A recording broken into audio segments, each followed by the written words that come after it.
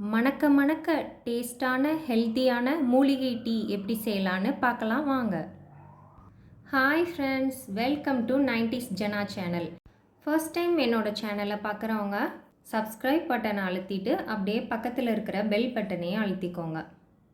இந்த ஹெல்த்தியான மூலிகை டீ பண்ணுறதுக்கு தேவையான பொருட்கள்: இந்தளவு புதினா இலை, ஒரு 4 ஓம இலை. இந்த ஓம இலையை கற்பூரவள்ளி இலைன்னு சொல்லுவாங்க. இதை இந்த மாதிரி கைகளால் நல்லா சின்ன சின்னதாக பிச்சு வச்சுக்கோங்க, இல்லைனா கத்தி வச்சு கூட கட் பண்ணி வச்சுக்கோங்க. கொஞ்சமாக துளசி இலைகள் எடுத்திருக்கேன். இதை இந்த மாதிரி கைகளால் பிச்சு வச்சு போடும்போது டீயில் நல்லா அதோட ஃப்ளேவர் நல்லா இறங்கும். அதுக்கப்புறமா மூலிகைகளின் பலன்கள் நமக்கு முழுமையாக கிடைக்கும். வேறு தேவையான பொருட்கள்: இந்த அளவு பட்டை எடுத்துக்கோங்க, ஒரு துண்டு அளவு இஞ்சி, ஒரு 10-15 போல் மிளகு, 2 ஏலக்காய். இதை எல்லாத்தையும் உரலில் போட்டு நல்லா தட்டி எடுத்துகிட்டு வந்துடலாம். உரல் இல்லைன்னா மிக்சி ஜாரில் கூட அரைச்சி எடுத்துக்கலாம். இது ரொம்ப மையாக அரைச்சி எடுக்கணும்னு அவசியம் இல்லை. கொஞ்சம் 1-2 நைய நறுங்க அரைச்சி எடுத்தால் போதும். ஏலக்காவை எப்போதும் அதோட விதைகளையும் சேர்த்து நல்லா தட்டி எடுத்துக்கணும். அப்போ தான் அதோட ஃப்ளேவர் நல்லா டீயில் இறங்கும். இப்போ மீதி இருக்கிற மிளகு, பட்டை, இஞ்சி எல்லாத்தையும் சேர்த்து முடிஞ்சளவு தட்டி எடுத்துக்கலாம். பாருங்கள், நான் இந்த அளவு தட்டி எடுத்திருக்கேன். வாங்க இப்போ எப்படி டீ போடலான்னு பார்க்கலாம். அடுப்பில் டீ போடுறதுக்கு ஒரு சட்டி வச்சுட்டு அதில் நான் 1 டம்ளர் அளவு தண்ணி சேர்த்துருக்கேன். நான் இன்றைக்கி 2 பேர் குடிக்கிற அளவு டீ போட போகிறேன். ஒரு பெரிய டம்ளரில் 1 டம்ளர் அளவு தண்ணி சேர்த்துருக்கேன். தண்ணி நல்லா கொதிச்சு வந்ததும் நாம் எடுத்து வச்சுருக்கிற புதினா இலை, துளசி இலை, கற்பூரவள்ளி இலை அதெல்லாம் சேர்த்துட்டு நாம் தட்டி வச்சுருக்கிற இஞ்சி, பட்டை, ஏலக்காய், மிளகு எல்லாத்தையும் சேர்த்துக்கலாம். 1 நிமிஷம் இதை எல்லாத்தையும் நல்லா கொதிக்க விட்டுடலாம். ஒரு கரண்டி வச்சு நல்லா இந்த மாதிரி மிக்ஸ் பண்ணிக்கலாம். தேவையான அளவு டீ தூள் போட்டுக்கலாம்.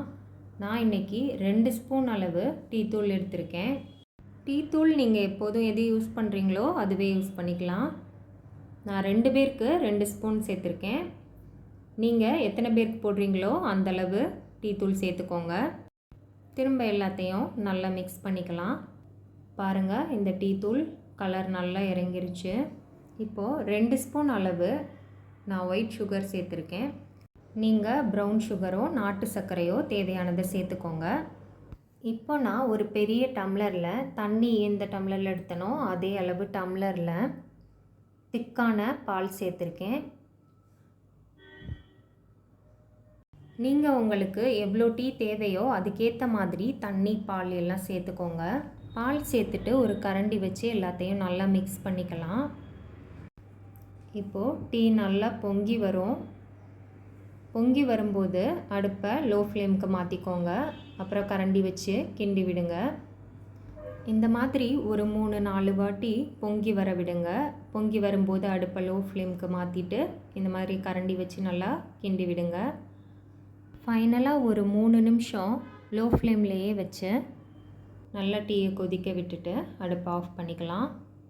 தினமும் நாம் டீ குடிக்கிறோம், ஆனால் அது ஒரு சாதாரண டீயாக இல்லாமல் இந்த மாதிரி மூலிகை டீயாக இருந்ததுன்னா அது உடலுக்கு ரொம்பவே நல்லது. கண்டிப்பாக எல்லோரும் இந்த மாதிரி டீ போட்டு குடித்து பயனடையுங்கள்.